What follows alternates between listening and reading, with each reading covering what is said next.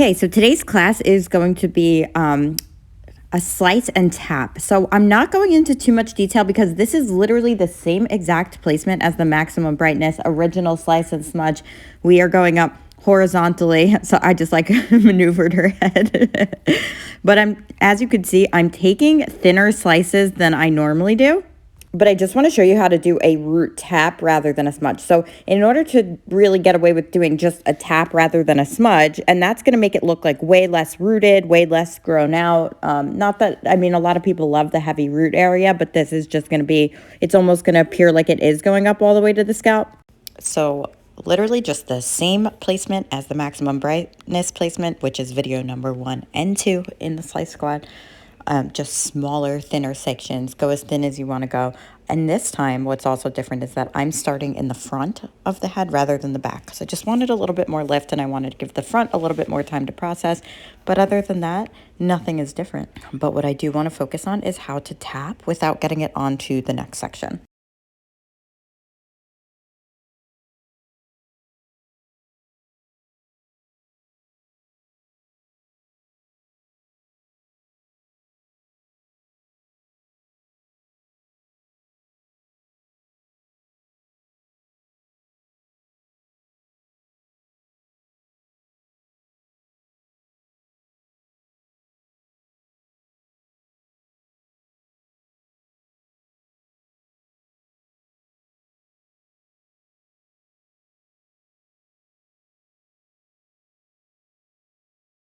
And here we go. I'm going in with her natural color. I think I have to sneeze. Hold on. Nope. Nope. Okay, I'm going in with her natural color. I'm using the 0 time system brush. Her natural is a 6, so I'm going in with a 6.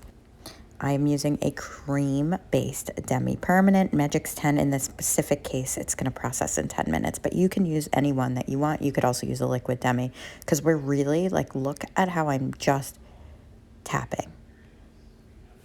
So what you want to do, you don't have to use the 0 time system brush, but you want to make sure that you don't have a ton of product on your brush. And you just want to take the part of the brush that's like kind of the tip of it, if that makes sense. Like instead of using the width of the brush, you want to literally use the ends of the bristles.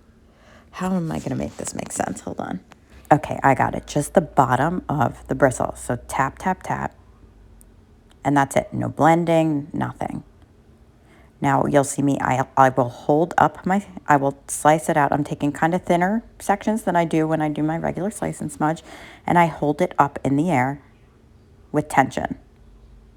And then tap, tap, tap. Just make sure you saturate, but not overly saturate. It's really important how you're holding your brush, and it's really important how you're holding the hair. Otherwise, you're going to make a mess. Okay, here I go. Tap, tap, tap. And honestly, in hindsight, this probably would have been better with a brush that's not curved like the head. I actually think that that got in my way more than anything. So I probably, if I could go back, I would have done it with the From Our Big Daddy brushes. And normally, you know, I love my 0 time system brushes, but I did not need them to be shaped with the head. So I actually think that might have gotten in my way. And that is it. And you just let it process, and it's just going to ever so slightly give you this blur. It is absolutely gorgeous. I think that a lot of times when you see celebrity hair and you think it's like a traditional highlight, they actually have it root tapped because it just makes it grow out spectacularly, and it just elevates. I think it like just elevates it to the next level, but still looks like it's pretty much going up to the root, and you'll see that at the end. And you can do this with you can do any of your slice squad techniques like this, like any of your slice and smudges, just by using thinner slices. So, and this particular bowl actually has a reservoir with it, the 0 time system brush. So the bowl has a reservoir. But yeah, you're just going to tap. You don't have to be, see, I even had like a little bleeder there, but that's all right. It happens because we're going to cover that right up anyway. You don't necessarily have to tap the sides. You could be or the back. You can go a little bit. You don't have to be as precise, but you do in that, in the mohawk area, you just want to be more precise. Give it a little tamperoo.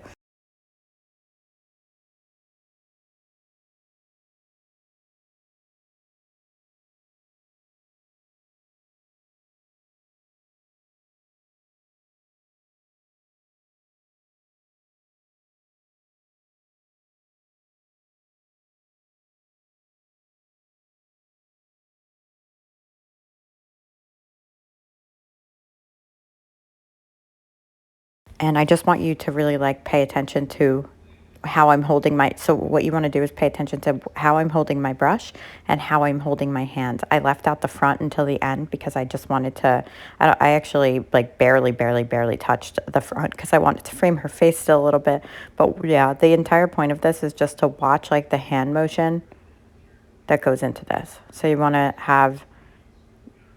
maintain tension when you're holding that piece up, and you just want to ever so slightly tap and make sure you're not getting it onto the next section, and that's it. Use your reservoir. Make sure you don't have a ton of product on the brush. It's going to make your life a lot harder. So minimal product on the brush and you will be good to go. Like I said, you could do this with any highlight, any baby light. And if you don't do slices throughout, then you don't have to do this throughout. You just have to do it in the, I mean, you could just do it in the mohawk. You could create a teardrop around the head. So it's totally like interchangeable, but I want to show you the end. That's the main thing. Oh, and then when you do your toner, you want to take your toner and you want to blend that up into the tap. You do not want to pull the tap down at all. You can do your toner at the same time, but you just want to brush that up into the tap with your hand. That's it. And I just want to show you how incredible this looks at the base. You see, it still looks like it goes pretty much up to the scalp. It's just this